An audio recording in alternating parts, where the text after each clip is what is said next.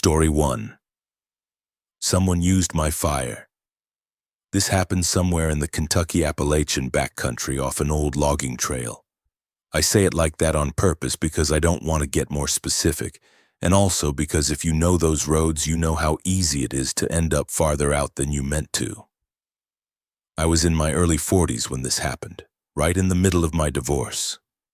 Not the clean kind where two people admit they're unhappy and split things like adults.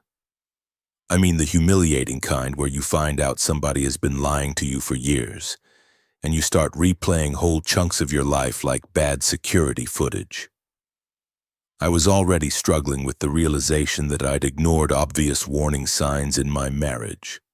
That was the part I couldn't get past, not even what he'd done, really. It was how much of it had been sitting there in plain sight while I kept choosing the nicer explanation every single time. I had just moved out into a tiny apartment with thin walls and a woman upstairs who vacuumed at midnight like she was in a personal war with dust. People kept asking if I was okay in that careful voice people use when they want credit for asking but do not actually want an answer. So when I found a primitive shelter rental on a hiking form 4 days, cheap enough that I could pay for it without thinking too hard, I took it. I told myself I needed quiet. I told my sister I wanted to clear my head. The truth was silence felt easier than explaining the divorce over and over.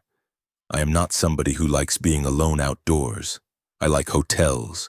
I like deadbolts and ice machines and little wrapped soaps.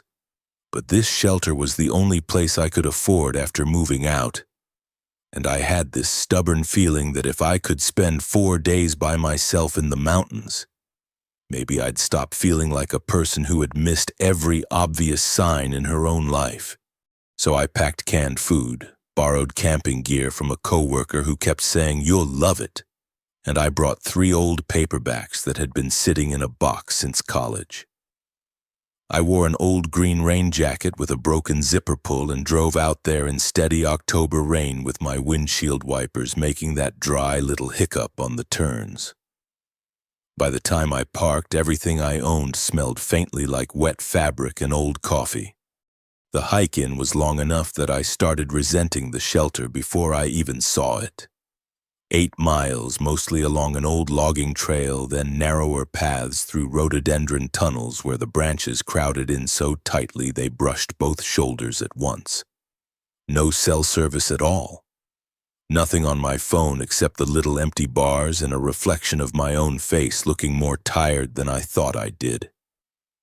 My jacket sleeves kept making that squeaking sound, damp nylon rubbing together every time I swung my arms, and after the first hour it got on my nerves so badly I wanted to take the thing off, except it was cold and raining. At the trail register near the start, I signed in and noticed several names above mine had been scratched out with thick black marker. Not crossed out, really. More like someone had gone over them again and again until the paper tore a little. I remember thinking bored hikers probably did it. Maybe somebody thought it was funny. Maybe they didn't want their names there anymore. It didn't register as anything except rude. By the time I reached the shelter, my socks were so soaked they had that slick, rubbery feeling against my skin like my feet were wrapped in cold kelp. The shelter itself was worse than the photos. It leaned a little. Not dangerously, just enough that your brain kept checking it. Wet wood walls, rough bunk platform, little fire ring out front, one rusty hook rail inside. The place smelled like damp smoke that had gotten into the wood years ago and never left. Even with the rain blowing through, the smell stayed trapped in there, smoke and mildew and wet bark. Still, the first day was almost peaceful in a way I hadn't expected. I got a small fire going under a break in the rain and heated powdered tomato soup in a camping mug. It crusted around the lip in this orange-red ring because I didn't stir it enough, and I stood there eating it anyway with a spoon that tasted vaguely metallic. I set a cheap citronella candle on the floor near my cot that night, more out of habit than need, and when I tried to move it later, a little blob of wax stuck to my thumbnail and stayed there until the next afternoon. I listened to creek water somewhere below the ridge while the fog settled through the trees in layers. It wasn't dramatic, just gray folding into darker gray. Rain ticked on the shelter roof. I read for hours by lantern light, one of those paperbacks with swollen pages from living in boxes too long. For the first time in months, nobody wanted anything from me. No explanations, no texts, no forced brave face. I remember thinking, not happily exactly, but with some relief, that maybe I could sit still in my own head after all. That should have been all it was. The second day, I took a short hike after lunch, maybe an hour and a half out and back because the weather kept threatening more rain. When I left, I am almost sure my cast iron pan was hanging on the hook to the left of the doorway. When I got back, it was on the hook beside the fire pit, outside where I would not have left it in rain. Honestly, I can't swear whether the pan was on the left hook or the right before I left that morning. That's the kind of detail people latch onto, and I get it because I do too. But I remember stopping and looking at it because it felt out of place. Then I knelt by the fire ring and touched the ash because I saw a darker patch near the middle. It was warm, not hot enough to burn me, but warm enough that I pulled my fingers back and looked at them. It had been raining on and off all afternoon. There was no reason for the ash to feel like that if the last fire had been mine from the night before. And even then I explained it away. I told myself maybe the rain hadn't hit the middle. Maybe coals stay warm longer in a sheltered ring than I realized. Maybe I had moved the pan when I was cleaning up and didn't remember. Stress does strange things to memory. Poor sleep does too. I had been sleeping badly for months, the kind where you wake up already tired. I remember standing there with my wet socks bunching in my boot heels and thinking, be normal. It's a pan. It's ashes. Not everything is a sign. I put the pan back where I thought it belonged and went inside. Over the next 2 days, little things kept happening, and every single time I worked too hard to explain them. The first thing was my flashlight. I kept it next to my sleeping bag because the lantern battery was weak. On the third morning, the flashlight was there, but the batteries had been removed and stacked neatly beside my bag in a tiny silver row, like someone displaying them. I stared at it so long my eyes actually watered from not blinking. Then I told myself maybe I had taken them out the night before because I thought they were draining. Except I didn't remember doing that. I didn't even half remember it. I just needed there to be a reason. Later that afternoon, I noticed boot prints inside the shelter. Wet marks on the wood floor, clear enough that I could see the edge tread. They started just inside the doorway and pointed inward. That was the part I still think about. Inward, never outward, like whoever made them had appeared at the entrance and walked in. But there was no matching set leaving.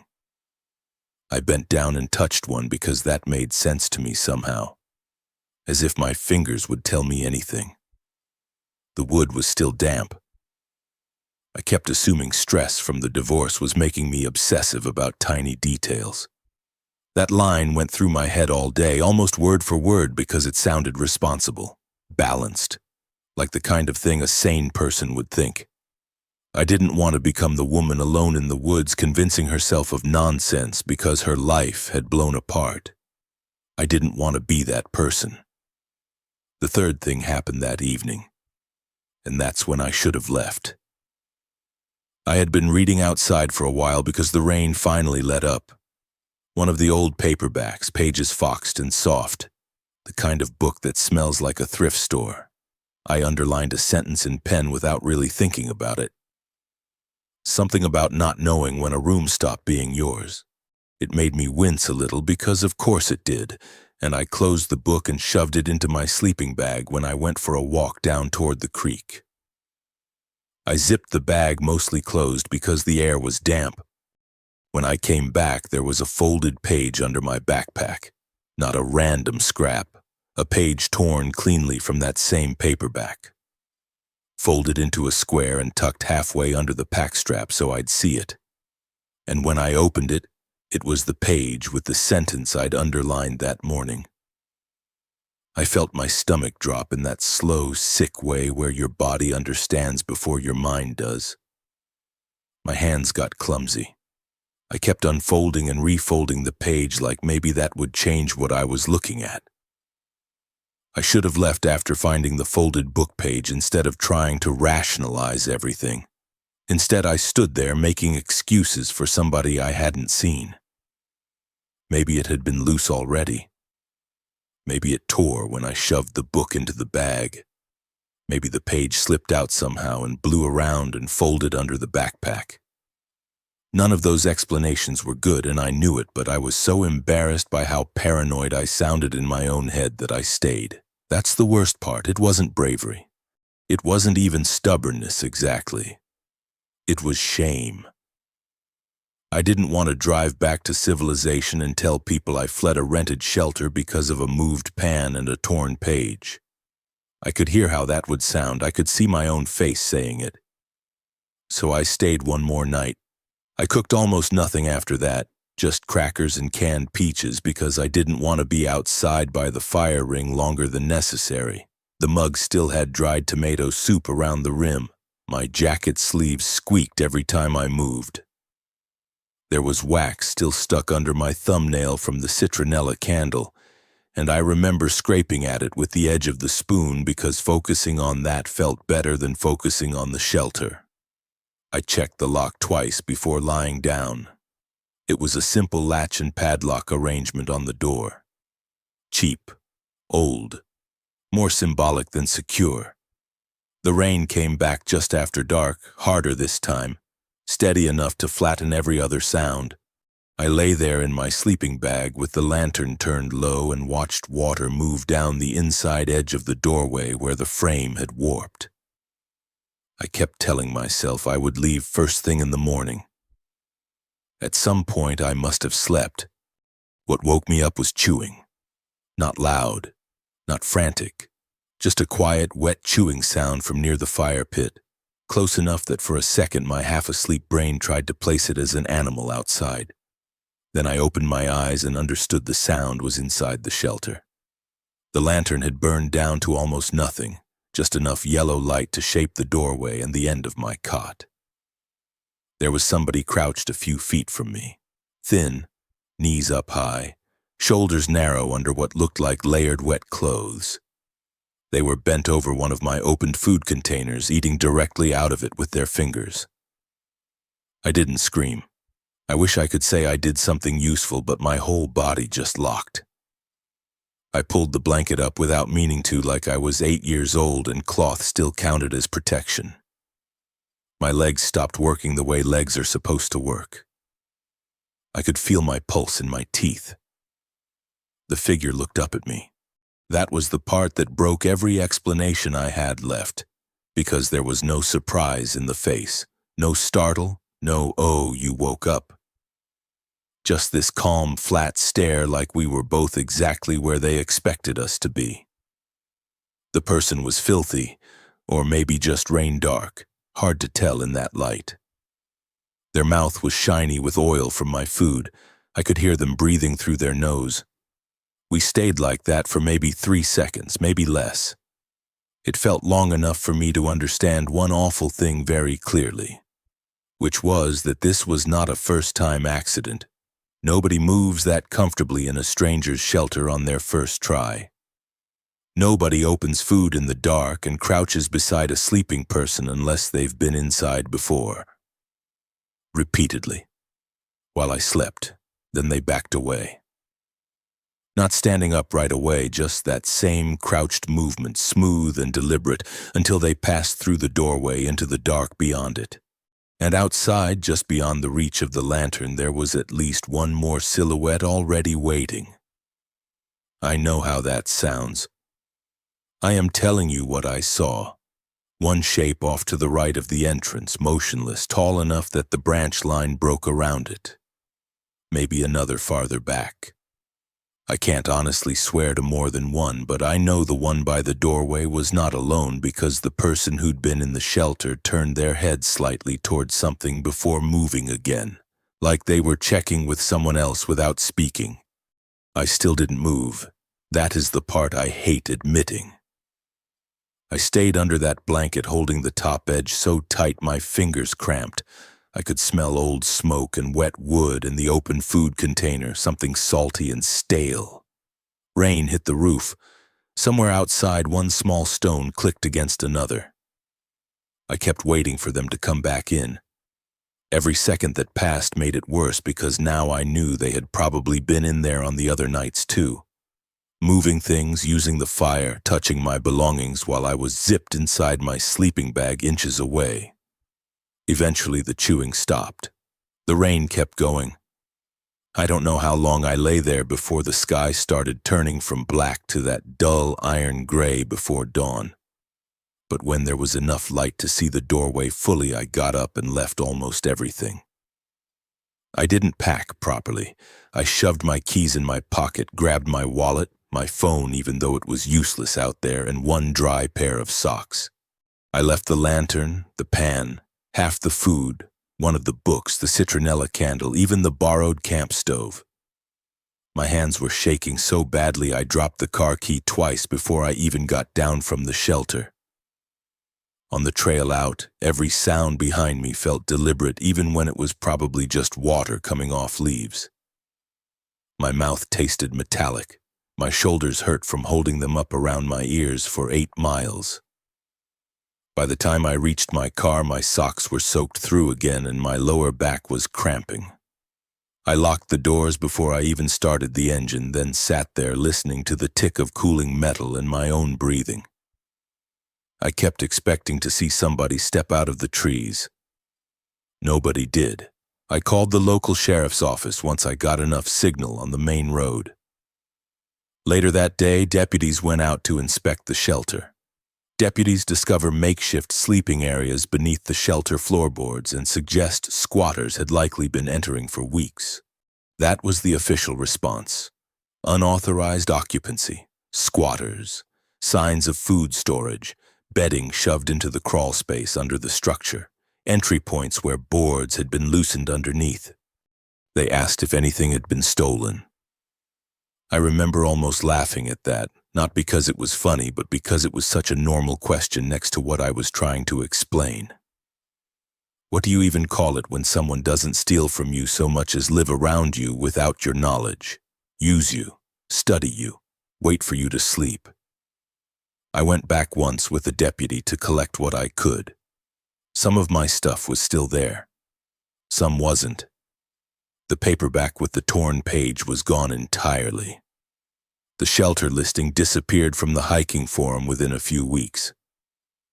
When I searched for the thread again later, it was just gone, along with the user's account that had recommended the place. Maybe that means nothing. Forums vanish, accounts get deleted, I know that. The rational explanation is easy enough now. Hidden people were using isolated trail shelters long before renters arrived. They knew which ones sat empty most of the year. They used crawl spaces and weak locks and weather and distance to stay invisible. That explains the warm ash, the moved belongings, the boot prints facing inward, the way the person in the shelter looked at me like I was the one interrupting something already underway. What never fits, what still catches in my head when I can't sleep, is the page from my book. Because that book had been inside my zipped sleeping bag while I was away from the shelter. I know where I put it. I can still feel the drag of the zipper. And out of that whole book, it was the exact page with the sentence I had underlined that morning. The one about not knowing when a room stopped being yours. Maybe I tore it myself without realizing. Maybe I opened the bag and forgot. Maybe there is some boring explanation that almost accounts for everything, and if I could stand to think about it long enough, I'd get there. But I don't stay anywhere now, not even decent hotels off the interstate, without wedging a chair under the door handle first. And if the room doesn't have a chair, I use my suitcase and a glass from the bathroom because I need to hear it fall before anything gets close enough to chew. The mountains keep their stories in the same quiet way they keep old roads, half hidden until you're already on them. The next one starts with someone who thought experience would be enough. Story 2. The clearing beyond Marker 9. When I say I ran, I mean I was going downhill in full dark, boots sliding in wet leaves, grabbing saplings to keep from pitching face first into the side of the ridge, and every time my feet hit, I heard footsteps uphill from me hit at almost the same pace. Not behind me on the trail, uphill, parallel. Branches snapping up there, not gaining on me and not falling back either, matching me. I had hunted those woods since I was a boy, somewhere along the Virginia Appalachian ridges near old survey routes. My father showed me the first old fire roads. My uncle showed me where the water runs even in dry years. By the time I was 50, I didn't need markers to move through most of it. I could tell where I was by slope and creek sound and the way wind hit certain saddles. So when I tell you something out there finally got me moving like that, understand it wasn't because I spook easy. I don't either. What bothered me more than I liked admitting was getting older out there. Not in some dramatic way. Just little things. Knees louder on the downhill. Needing a second look at tracks in bad light. Taking longer to climb what used to be nothing. I hated that part, mostly because the woods were the one place I'd always trusted myself without question. That morning I went in before dawn to check traps and trail cameras near an old survey line. Faded metal posts still in the ground if you know where to look. I had a rifle slung, fencing wire coiled in my pack, thermos in one side pocket, and enough confidence to be stupid. The cold had teeth to it. Late November, early dark, wind moving through bare hardwood so every branch clicked like dry bone. Leaf fragments blew sharp across my jacket as I walked, and the ground smelled like cold mud and oak bark turning back into dirt. At Marker 9, I stopped because something was hanging from 3 low branches ahead of me. Bundles of rabbit bones, stripped clean, wired together with thin metal instead of string. Not decorative exactly. More like somebody had done it because they had time. I looked at them, thought poacher trash, maybe somebody trying to mark a line in their own weird way, and kept going. That was normal for me. See something dumb in the woods, put a name on it, move forward. The morning itself was routine. I checked one camera, replaced batteries in another, bent down in a creek bed to study deer crossings in the mud, repaired a sagging stretch of old fencing wire with numb fingers. Orange survey tape kept sticking to my wet gloves while I worked. Every now and then my rifle sling hardware clicked against my belt buckle when I stepped over deadfall. I remember unscrewing the cap from my thermos near a fallen log and catching that burnt coffee smell that always lingers inside the cup no matter how much you wash it. Fresh hog tracks cut across one slope, and I stood there a while figuring where they'd headed. Nothing in any of that felt unusual except one thing I'd noticed before and ignored too many times. Every time I crossed a certain ridgeline section, the animal noise dropped out all at once. No squirrels fussing, no crows, no little scratch sounds in leaves. It didn't fade, it cut. Like walking through a line the woods had drawn without telling me, I still wrote it off. Wind changes sound, terrain changes sound. That's the explanation for a lot of things out there, and it's usually good enough. Around midday, I pulled the memory card from one trail camera and checked the images on the tiny screen before swapping it out. Most of it was the usual deer, one fox, me bending into frame like an idiot. Then I hit a run of nighttime shots. In the first one, there was what looked like part of a person behind a tree in the far left background. Not enough to be sure. In the next image, taken minutes later, there was another shape behind a different tree closer to center. Then another closer still, only shoulder and side of a face showing. Always partly hidden, always just enough body to say human. I can't remember whether the first camera photo was taken at 2:11 or 2:14 in the morning. I just remember the timestamp changing only a few minutes each shot. My first thought was trespassers had found the bait area and were intentionally triggering cameras to mess with hunters. That's a thing people do. They think it's funny, or they want the area to themselves. I was annoyed more than anything, still not worried, not yet. I moved farther along the ridge and found the first shelter by accident because my boots sank where the ground looked solid. Brush gave way under me, and there it was. A crude lean-to tucked under branches cut and layered so carefully you wouldn't see it until you were almost on top of it. A second one sat farther downslope under deadfall and camouflage netting so weathered it had blended into the leaf litter. Bedding, empty tins, old tarp, human living not passing through. That should have been enough. I should have turned around after finding the shelters instead of treating it like trespassing I could handle alone. Instead, I kept going. Because I had spent decades in those mountains and years of backwoods experience convinced me I understood exactly what kind of people I was dealing with. Drifters, poachers, maybe squatters staying rough through the cold. Dangerous if cornered, sure, but human and knowable. Part of me wondered if age was making me slower to process ordinary danger. I had that thought and dismissed it too, which is almost funny now. Past the shelters, I found something that bothered me more. Several game trails had been redirected, not naturally blocked, intentionally. Brush stacked in low walls, subtle, just enough to nudge animals and people off one line and onto another.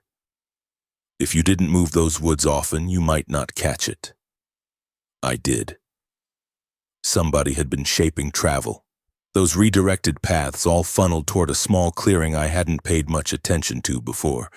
In it were cooking tins, a pile of camping gear that looked stolen from 3 different people, and animal bones arranged by size in careful rows. Rabbit, raccoon, maybe deer fragments, all separated like somebody was keeping a system. Around the clearing, at standing eye level, several trees had shallow knife cuts in the bark, not deep blazes, just narrow slices, one on each trunk, all facing inward. By then I had that tight feeling in my chest that isn't panic exactly. More your body trying to vote before your head catches up. The proper move was to leave, report it, come back with company. But I stayed until near sunset, moving slower, circling wider, trying to map the area in my head. Because competence can turn into arrogance so quietly you don't notice the swap. The cold sharpened as the light dropped. Wind pushed dry leaves across my jacket in quick little bursts. I heard the first whistle from uphill to my right. Not bird, not coyote, just a person making a short tone through their teeth. Then another answered from farther left, not close, not far. Spaced. I went still. A minute later, slow movement started in the leaves beyond the clearing. Deliberate enough that it carried. Somebody stepping so carefully it almost sounded practiced. Then another position shifted, then another. No rush, no charge. Just movement around me in a loose circle I couldn't fully see. I raised my head and looked uphill between the trees. There were figures there. Several. Gaunt is the best word I've got, but even that sounds more dramatic than what I mean. Thin people in layers of clothes that hung wrong, standing between trunks, all silent, all watching. None came closer. That made it worse. If they'd rushed me, I'd have had something simple to respond to. Instead, they just let me know they were there. Then one of them stepped partly forward. Hanging around its neck by a broken strap was my missing trail camera. That's the second everything changed, not the first sight of people, the camera. Because in one instant I understood they'd been studying my movement patterns for days through stolen equipment. Where I came in. What time, which routes I favored, maybe how long I stood still at each spot. I felt the back of my mouth go dry. My hands turned awkward on the rifle stock. I didn't fire at anybody. I fired 2 warning shots downhill and to the side once I had space, more to break whatever was happening than because I thought it would solve anything. The sound slammed around the ridge and came back wrong through the trees. For 1 second nobody moved, and I froze right there, stupid as a fence post, because some part of me still expected this to turn into a normal human confrontation with yelling and running and threats. It didn't. They just watched. Then I backed out, then turned, then ran. That is where the story started, really, me crashing downhill in the dark with those uphill footsteps matching me. The thing that got under my skin wasn't just that they followed, it was that they followed without trying to catch me. Like they were escorting me to the edge of something, letting me know exactly how easy it would have been if they'd wanted different. I reached a forestry access road just before full dark. Gravel under my boots sounded almost unreal after all that leaf litter. I stood there bent over with my hands on my knees, listening to my own breath scrape in and out while the cold air burned my throat. There was mud drying stiff on my pants and a little crescent tear in one glove where a branch had snagged it. Rangers went in later. They found abandoned campsites, evidence of illegal long-term occupation, stolen gear, food wrappers, bedding, all of it. Rangers recover abandoned camps and signs of illegal occupancy but dismiss synchronized behavior as coincidence combined with camera angle distortion. That was the line I got, more or less. Hidden squatters keeping hunters away from remote camps. Plausible. Probably true as far as it goes. And that explanation does go a long way. It explains the shelters, the redirected trails, the missing camera, the whistling, the slow circling in the clearing. It explains people living where people shouldn't, protecting what they'd built by making the woods feel occupied in ways most folks would never stick around to question. What doesn't fit, what still sits wrong even after I trim everything else down to the most practical version, is the photographs. Because every figure in those images stood behind different trees while keeping the same posture and spacing. Not just in one cluster of shots either. Across miles of terrain and different cameras over several nights. Same amount of shoulder showing, same lean, same distance from trunk near as I can tell. Maybe there is some easy explanation involving camera angle and pattern seeking and an old hunter not liking the idea that his woods knew him back. Maybe. I still hunt local. I still know those ridges better than most men ever will. But I do not cross beyond marker 9 after sunset, and if the animal sounds cut out all at once, I turn around before the woods can decide whether to keep pace again. Some stories leave you with fear. The next one leaves something worse than that. It leaves proof stacked year after year until doubt itself starts looking dishonest. Story 3. My grandmother's ridge story. This happened somewhere in the western North Carolina Appalachian Ridge communities. If you've ever been in those places, you know the layout. Houses scattered along gravel switchback roads, one place up on a rise, the next buried half a hollow over abandoned orchard paths connecting properties nobody officially thinks are connected anymore. In late spring, the rain sits in everything. Mist hangs low after sunset. Mud pulls at your boots with that soft suction sound every time you try to lift your feet clean. I went there after my grandmother died because someone had to clear out the farmhouse. That sounds colder than I mean it. I loved her. I just had a bad habit, especially near the end of her life, of hearing what she said and translating it into what I thought she probably meant. I hated realizing I'd spent years assuming my grandmother was confused instead of listening seriously. She would call and say she thought people had been near the orchard line again, or that the porch chair had moved overnight, or that somebody had knocked on the side of the house and then gone quiet. And I would do the voice, the calm younger person voice. Maybe it was a raccoon, maybe it was the wind, maybe you forgot where you left it. I am not proud of that. I was in my late 20s then, comfortable enough alone, the sort of person who can spend a weekend in an empty house with a list and a pair of headphones and call it productive. After the funeral, my mother and aunt took what they wanted emotionally. Photos, quilts, the church cookbook, things like that. What was left fell to me because I lived closest and had the most flexible job. Boxes of paperwork, old kitchenware, farm records, a couple cabinets full of canning jars nobody wanted. I expected family paperwork and dust. What I found instead were notebooks. Dozens of them, not all together either. One in the hall closet behind a stack of table leaves. 3 in a kitchen drawer under old coupons. More in the upstairs bedroom under Afghans. Spiral notebooks, composition books, loose pads with pages torn out. All with her handwriting, all documenting people watching the property from the tree line at night. At first I assumed it was exactly what I had always assumed. Loneliness. Age. A person living alone too long on a ridge where every light belongs to somebody else across a dark distance. The house had that stale old home smell the first day. Damp cardboard from storage boxes stacked near the radiators.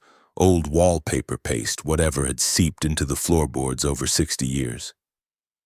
There was an old glass candy dish on the side table with peppermint candies fused together into one sticky pink lump. I remember picking it up and then putting it back because the thought of separating them felt weirdly sad. I started reading them that first night mostly to prove to myself there was nothing there. Each notebook had dates, weather notes, little sketches of the orchard line and tree positions. Some entries were only a sentence long. 2 near the lower fence tonight. Left when the dogs barked. Whistling after midnight again. Porch chair moved facing the trees. At first it read like loneliness turning ordinary noises into patterns. Then I noticed the consistency. She described the same people over years. Always thin, always standing partly behind trees instead of out in the open. Sometimes one, sometimes several. Never approaching the house directly, just watching from the orchard ridge after dark. And every few months she mentioned food missing, not valuables, never jewelry or cash. Just canned peaches, potatoes from the cellar, jars from the pantry. Once half a loaf of bread left on the porch railing with muddy fingerprints pressed into it. Another time she wrote about hearing somebody use the old hand pump behind the barn after midnight. Metal squealing softly in slow rhythm while she lay awake pretending not to hear it. I kept trying to place it inside a version of reality I recognized. Old woman alone too long. Rural paranoia, maybe local drifters occasionally cutting through the property and taking food because they knew she lived by herself. Sad but explainable. Then I found the maps.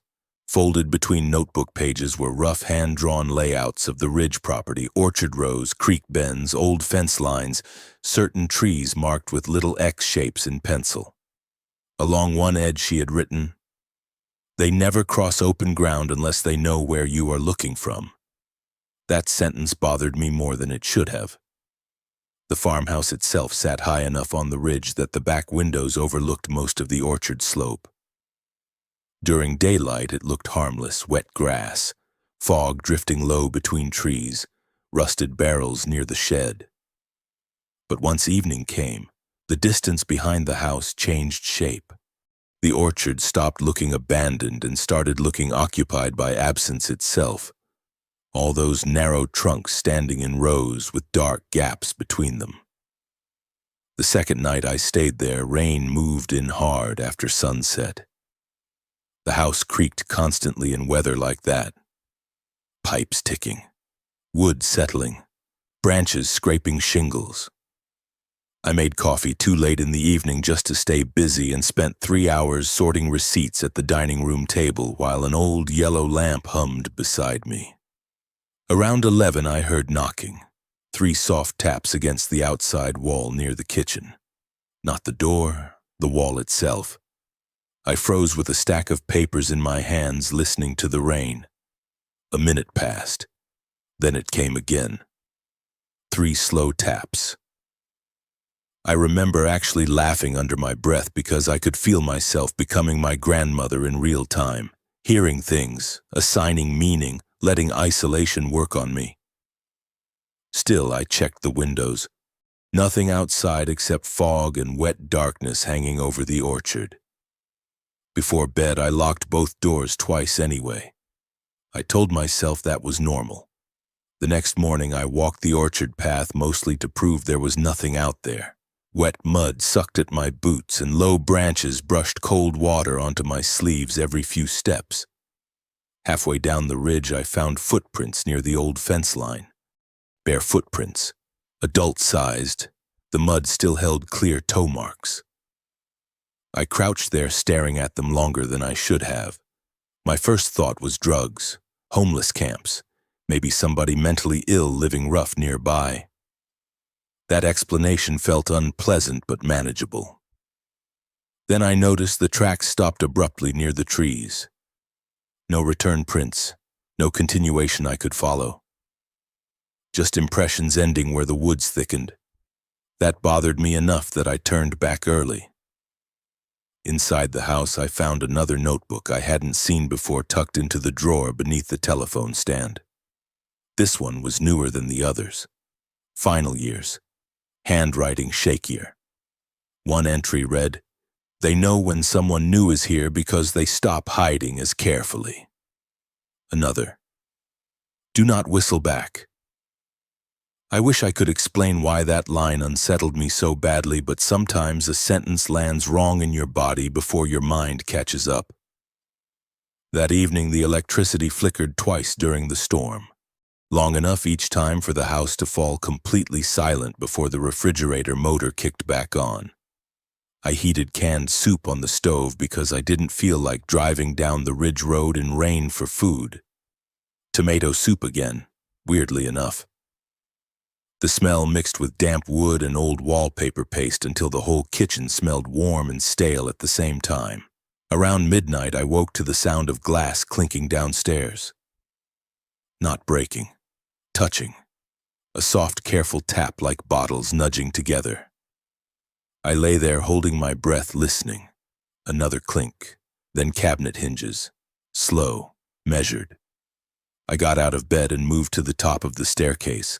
The hallway was dark except for weak yellow light from the kitchen below. The pantry door stood open. For a second, I honestly thought I was looking at a coat hanging beside the shelves.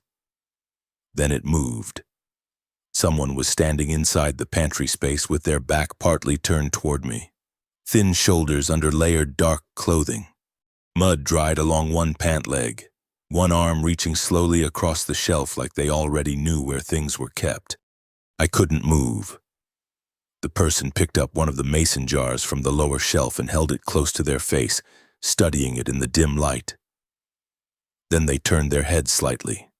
Not enough to fully look at me. Just enough that I saw part of their profile. Their skin looked gray in the weak light, hair hanging in wet strings against their neck, one eye reflecting pale from the kitchen lamp. And there was no surprise in them at all. That was the worst thing. No panic. No sudden movement, just the calm expression of somebody interrupted during something routine. Then from outside the kitchen window behind them, another face appeared, higher up, watching through the rain-dark glass. I made a noise then. Not a scream exactly. More like my throat failed halfway through trying to make one. The person in the pantry immediately stepped backward into darkness beside the refrigerator, moving faster than I would have thought possible without making noise. By the time I hit the kitchen light switch, both figures were gone. The back door was still locked, but muddy footprints crossed the linoleum floor from the pantry toward the sink. Small footprints, too. Narrow, bare. I didn't sleep the rest of the night. I sat at the kitchen table holding my phone with no signal bars showing, staring at the back windows while rain slid down the glass in crooked lines. Every few minutes I thought I saw movement near the orchard trees, but the weather kept reshaping shadows too quickly to trust my own eyes. At dawn, I checked the pantry. 3 jars were missing. Peaches, green beans, pickled corn, nothing else touched. Later that morning, I drove into town and spoke with a deputy sheriff. He knew the property before I even finished explaining where it was. That hit me harder than it should have. He asked if my grandmother had ever complained about trespassers before. I told him about the notebooks. His expression changed slightly at that. Not disbelief exactly. More like recognition he didn't want to explain too fully. 2 deputies searched parts of the ridge with me that afternoon. Down beyond the orchard line, we found evidence of camps hidden near old equipment sheds swallowed by brush. Bedding, rusted cookware, animal bones, empty food jars. One deputy said people had been living rough in those mountains for decades longer than outsiders realized. Families sometimes, generations even. Hidden camps moving deeper whenever roads expanded too close. That was the official explanation. And honestly, most of it made sense. It explained the missing food, the nighttime movement, the figures near the trees. Why my grandmother always sounded more resigned than frightened in the notebooks, like she was describing neighbors she didn't fully understand rather than monsters. But one thing still doesn't fit cleanly. On my final day there, while packing boxes into my car, I found fresh muddy footprints on the farmhouse porch, bare feet again, standing directly beside the rocking chair where my grandmother used to sit, not approaching the door, facing outward toward the orchard instead. And balanced carefully on the porch railing beside them was a sealed mason jar from the pantry. Peaches, one of the missing jars. There was a folded piece of notebook paper tucked beneath it. I recognized my grandmother's handwriting immediately. But I knew for a fact I had packed every notebook already. The note only said, "They brought things back when treated kindly." Most people never stayed long enough to learn that. I still have that page. I used to think the terrifying possibility was that hidden people had lived for years along the ridge watching the house from the trees. Now I think the worst possibility is that my grandmother had stopped being afraid of them a very long time before she died. And sometimes late at night that feels less comforting than it should.